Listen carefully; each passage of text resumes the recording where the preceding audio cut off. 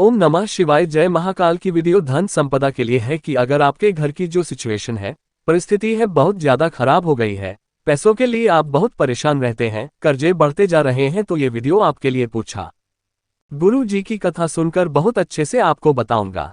बस आपको अपने घर पे लाना होगा, एक पत्ता छोटा सा उपाय करिएगा, जिससे माता लक्ष्मी का वास आपके घर में हमेशा बना रहेगा। कैसे करना है बताऊंगा, लेकिन सबसे पहले आपको बता दूं, इस पूरी वीडियो में हम लोग धन संपदा के लिए, कर्ज मुक्ति के लिए 4 बहुत ही प्यारे से उपाय की बात करेंगे, जो कि आपको जरूर करने चाहिए। ठीक है, चलो हम लोग एक ही उपाय की तरफ बढ़ते हैं। सबसे पहले हम लोग उपाय की बात करते हैं, जो एक पत्ता अपने घर पे लाना है ना। उसके लिए आपको लेना होगा इस तरीके से चंदन। ये कौन सा चंदन है, ऐसे हमें पाउडर के फॉर्म में लेना होगा। लाल चंदन मार्केट में इजीली आपको मिल जाएगा। ठीक है, लाल चंदन लेना, छोटी सी कटोरी में लेना, पानी डालना और इसका एक पेस्ट बनाना। ठीक है, पेस्ट बन गया। अब आपको लेनी होगी बेलपत्र। कितनी बेलपत्र लोग हैं जो बताऊंगा, वो नियम बहुत ध्यान से फॉलो करना है ना। 5 बेलपत्र की आपको जरूरत होगी। कितनी? 5 बेलपत्र। अब जितना मैंने आपको लाल चंदन दिखाया, बेलपत्र दिखाया, उस लाल चंदन की एक एक बिंदी इन तीनों पत्तियों पे आपको लगानी होगी। श्री शिवाय नमस्तुभ्यम का नाम लेके। ठीक है, फिर से बोल रहा हूं, जो आपके पास में 5 बेलपत्र है, उन 5 बेलपत्र इस तरीके से लाल चंदन की तीनों पत्तियों पर एक एक छोटी छोटी बिंदी आपको श्री शिवाय नमस्तुभ्यम का ध्यान करते हुए लगानी होगी। ठीक है, लगा दिया 5 बेल पे। हम क्या करेंगे, आप अपने साथ अपने घर से लेके जाना एक तांबे का लोटा। ठीक है, तांबे के लोटे में जल भर के लेके जाना और उसको पहुंच करके महादेव के शिवलिंग के पास में यहाँ पे नीचे रख देना है ना। आपके पास में कितनी बेलपत्र है? 5 बेलपत्र है। अरे है कि नहीं है, तो उन 5 की 5 बेलपत्र को एक एक करके इस कलश को टच करना। ठीक है, और कहीं नहीं टच कराना, सिर्फ इस कलश को टच कराना और महादेव के शिवलिंग के ठीक ऊपर रखते जाना। श्री शिवाय नमस्तुभ्यम का ध्यान करते हुए आपके घर में धन संपदा की जो कमी है उसका आप स्मरण करते हुए उसकी बात महादेव से कहते हुए एक एक बेल पर समर्पित करना, जिसकी डंडी होनी चाहिए माता अशोक सुंदरी के तरफ और पत्ती का मुख्य होना चाहिए, वो होगा आपकी तरह है ना। इसी तरीके से एक एक बेलपत्र को कलश से टच कराना और महादेव के शिवलिंग के ऊपर रखते जाना। इतना काम कर लिया जो आपने 5वीं बेलपत्र रखी है। ठीक है, 5वीं बेलपत्र जो आपने रखी है, उस बेलपत्र को आपको वहां से उठा लेना है। वैसे का वैसे चंदन लगा हुआ बेलपत्र उठा लेना और उस 4 बेलपत्र के ऊपर जो तांबे का लोटा यहाँ पे नीचे रखा हुआ है उसको उठा करके फेस रखना उत्तर दिशा 9 डायरेक्शन में, और पूरा का पूरा जल महादेव के शिवलिंग के ऊपर श्री शिवाय नमस्तुभ्यम का ध्यान करते हुए समर्पित करना। ठीक है, इतना काम कर दिया। जो बेलपत्र आपने महादेव के शिवलिंग से उठाई थी, एक बेलपत्र चंदन लगी हुई, उस एक बेलपत्र को जिस भी कमरे में, जिस भी जगह पे आप अपने घर में रुपए, पैसे, गहने, जेवरात रखते हैं, उस एक बेलपत्र को संभाल करके एक कटोरी में आप अपने घर में तिजोरी में रख देना, जब तक वो बेलपत्र आपके घर में पड़ा रहेगा। आप भी घर में कभी भी धन संपदा की कमी हो ही नहीं सकती, मतलब लक्ष्मी का वास आपके घर में हमेशा बना रहेगा। ठीक है, कहोगे भी इस उपाय को सुबह करे, शाम को करे या फिर कौन से दिन करेंगे, तो इस उपाय को आपको करना होगा किसी भी विशेष दिन, जैसे कल देखो, कल एकादशी का दिन है, कल कर सकते हो। प्रदोष आ रही है, उस दिन कर सकते हो। मासिक शिवरात्रि आएगी, उस दिन कर सकते हो। किसी विशेष दिन करना, और महीने में एक दिन इस उपाय को करके जरूर देखना, धन संपदा आपके घर में हमेशा बनी रहेंगी। समझ में ये बात मेरी? चलो, तो पहले उपाय की तो बात हो गई है, आगे बढ़ते हैं हम लोग। आप अपने इस वीडियो में दूसरे उपाय की तरह दूसरा उपाय भी आपको लाल चंदन से ही करना है। थोड़ा सा डिफरेंट उपाय है, आपको पहले बता चुका हूं। ठीक है, और ये जो उपाय है, ये आप 2 कामों में इस्तेमाल ले सकते हैं। जैसे पहला तो मैंने जो बताया है धन संपदा के लिए, उसके लिए तो आप कर ही सकते हैं। साथ ही साथ इस उपाय को आप अपनी इच्छा पूर्ति के लिए भी कर सकते हो। ठीक है, उसके लिए क्या करना है, फिर से आपको ऐसे लेना होगा लाल चंदन, और फिर से इस लाल चंदन का छोटी सी कटोरी में डाल के एक पेस्ट बनाना। ठीक है, बना लिया। अब इस पेस्ट का क्या करोगे, उससे पहले एक छोटा सा आपके लिए होमवर्क होगा, काम होगा, जो कि नीचे कमेंट सेक्शन में बताना है। आप सभी लोगों को पता होगा भगवान राम और माता सीता के बारे में, तो अगर माता सीता के पिता का नाम क्या था, ये आपको पता है तो नीचे कमेंट सेक्शन में जरूर बताइए।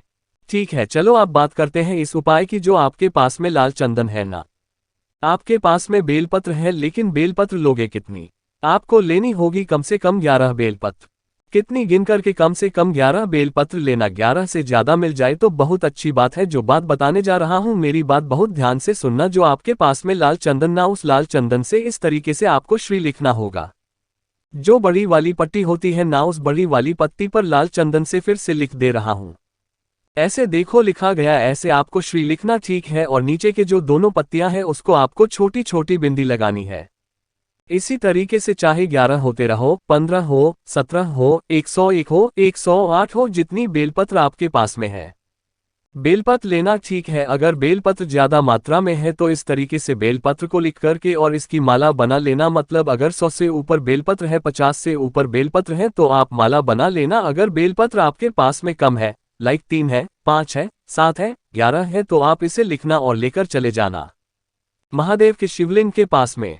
तेज रखना उत्तर दिशा, नॉर्थ डायरेक्शन। अगर आप माला बनाकर के लाए हो तो आप अपनी कामना से, चाहे धन संपदा के लिए या फिर इच्छा पूर्ति के लिए, महादेव की शिवलिंग के ऊपर आप उस बेलपत्र की माला को पहना देना।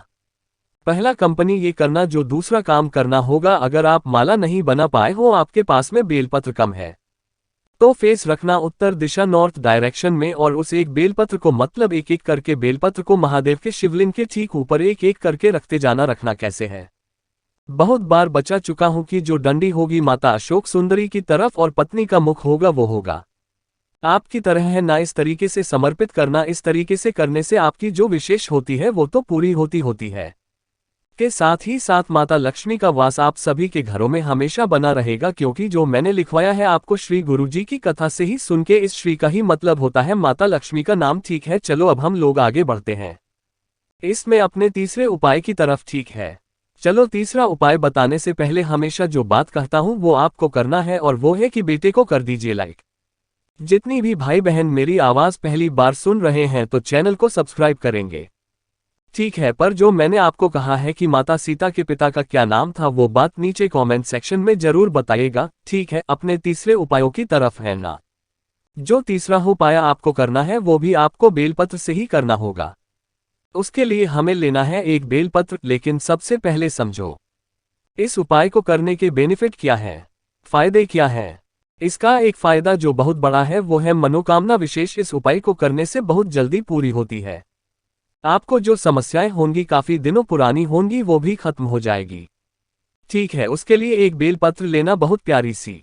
साथ ही साथ आपके पास में 3 ऑप्शन है।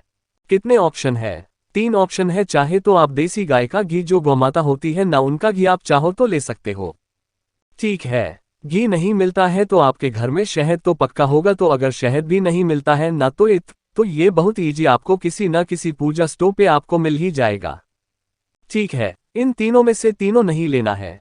इन तीनों में से कोई भी एक चीज लेना। और आपको पता है पत्र में इस तरीके से एक बड़ी पत्ती हुए और नीचे की 2 छोटी पत्तियां होती है। इनके बीच में एक लाइन होती है जो छोटी सी, जहां मैं रेड कलर से पेंट कर रहा हूं। ये लाइन आप देखो, यही होती है 33 कोटि देवी देवताओं का स्थान होता है ना। आपको क्या करना है, जो आपके पास में चाहे तो शहद है, चाहे तो घी है, चाहे तो इस तरह आपको इसी जगह पर लगानी होगी, ठीक है। इस जगह पे लगाना और इस जगह पे लगा करके उसी जगह पे पकड़ के, कहीं और नहीं पकड़ना। जिस जगह पे लगाओगे, जैसे यहाँ पे लगाए हो, तो इसी जगह पर पकड़ करके और लेकर चले जाना। कहाँ पे? महादेव के शिवलिंग के पास में फेस रखना उत्तर दिशा, नॉर्थ डायरेक्शन। थोड़ा सा ज्यादा मात्रा में लगाना और महादेव की शिवलिंग के ऊपर नहीं रखना है। आपको महादेव के शिवलिंग के ऊपर इस तरीके से चिपकाना होगा। उस बेलपत्र को जब चिपकाओ तो आपकी जितनी पुरानी कामना हो, बहुत दिनों से परेशान हो, कोई भी इच्छा पूरी नहीं हो रही है, हमेशा अधूरी रह जा रही है ये सारी इच्छा, तो उस कामना से इस बेलपत्र को यहाँ पे चिपका देना। और चिपकाने के बाद फिर एक लोटा शुद्ध जल तांबे के लोटे से श्री शिवाय नमस्तुभ्यम का ध्यान करते हुए समर्पित करना। इससे क्या होता है, जो आपकी विशेष होती है, जो इच्छाएं होती हैं, बहुत जल्दी पूरी होती है और माता लक्ष्मी का वास आप सभी के घरों में हमेशा बना रहता है ना। तुम जादू उपाय की बात नहीं करते हैं, इस वीडियो में सिर्फ हम लोग 3 उपाय की बात करते हैं। बट बार बार आपसे कह रहा हूं कि माता सीता के पिता का क्या नाम था, नीचे कमेंट सेक्शन में जरूर बताएगा। और वीडियो पसंद आती हो तो लाइक करेंगे। कुछ पूछना हो नीचे कमेंट सेक्शन में पूछिएगा। जितने भी भाई बहन मेरी आवाज पहली बार सुन रहे हैं, अचानक से चैनल पे आए हैं, तो चैनल को सब्सक्राइब करेंगे। ओम नमः शिवाय, जय महाकाल।